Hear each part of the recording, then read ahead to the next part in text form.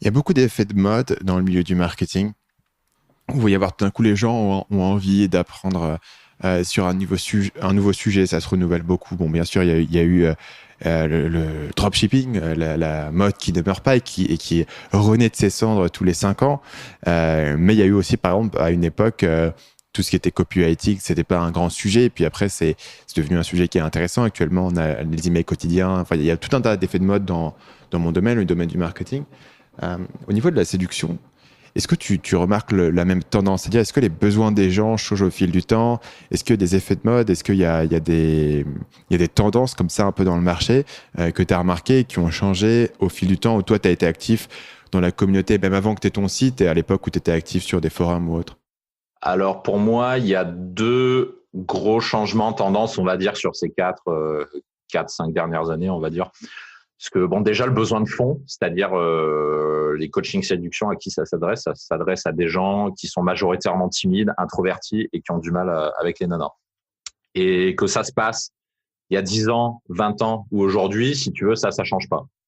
Et le fond, c'est-à-dire ce que tu vas enseigner à ces gens-là, c'est-à-dire voilà comment il faut parler avec une femme, comment il faut se tenir, comment faire attention à la voix, qu'est-ce que tu fais au premier rendez-vous, etc. Ça change pas vraiment, c'est un truc qui reste à peu près constant. Par contre, on va dire qu'il y a deux grosses tendances en ce moment. La première, c'est au niveau des applications de rencontres. Aujourd'hui, il y a un petit peu un effet de mode sur les photos. Et en tant que photographe, je suis bien placé pour le savoir. C'est-à-dire qu'il y a de plus en plus de mecs qui se rendent compte que pour avoir du succès, pour attirer massivement des nanas, que ce soit sur Tinder, Mythique ou n'importe quel autre site de rencontre, il faut avoir des putains de photos. Il y a des gens qui sont en train de se rendre compte de ça de plus en plus au fil du temps. Donc aujourd'hui, il y a un petit peu un effet de mode où les gens se ruent vers les photographes les moins chers pour avoir des photos qui déchirent.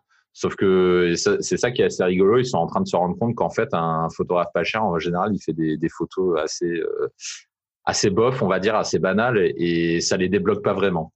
Et d'ailleurs, c'est assez marrant parce que ces gens-là qui vont aller voir des photographes pas chers, ils finissent par atterrir chez moi parce qu'ils se rendent compte que leurs photos ne fonctionnent pas.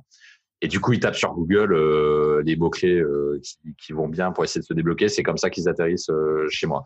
Donc aujourd'hui, il y a une tendance de fond à associer la séduction avec les photos parce que de plus en plus de gens s'intéressent aux applications de rencontre et je suis le premier défenseur des applications de rencontre malgré tout ce que pourront dire les gens. Je considère qu'aujourd'hui, c'est une chance que n'avaient pas nos parents et nos grands-parents. Et quand je passais mon temps à draguer du lundi au dimanche, il y a 1 an et demi, 2 ans, j'utilisais massivement les applications de rencontre et c'est comme ça que j'avais des rendez-vous quasiment tous les jours. Donc aujourd'hui, je suis un fervent défenseur des applications de rencontre et de plus en plus de gens s'y intéressent. Donc ça, et s'intéressent par voie de cause à effet au shooting photo, chose qu'ils ne faisaient pas avant. Parce qu'avant, il n'y avait pas de besoin, tout simplement. Les gens, ils s'en foutaient d'avoir des belles photos d'eux.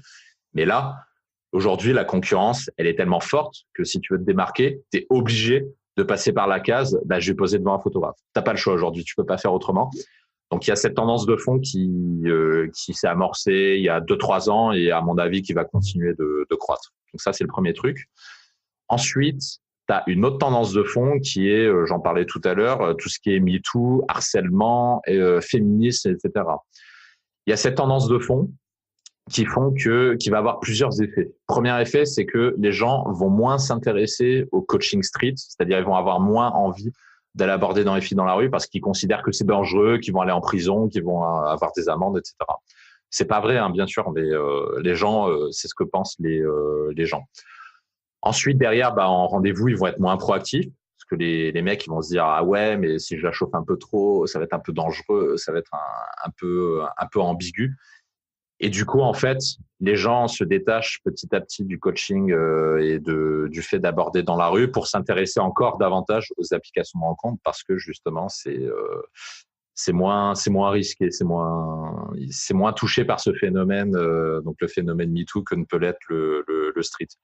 Salut, c'est Stan, j'espère que vous avez apprécié cet extrait du podcast Marketing Mania. Bien sûr, vous pouvez retrouver l'ensemble des épisodes du podcast, y compris les instructions sur comment vous abonner sur l'application Apple Podcast ou sur votre téléphone Android en vous rendant sur mon site à l'adresse marketingmania.fr/podcast. Je vous ai mis le lien dans la description de cette vidéo.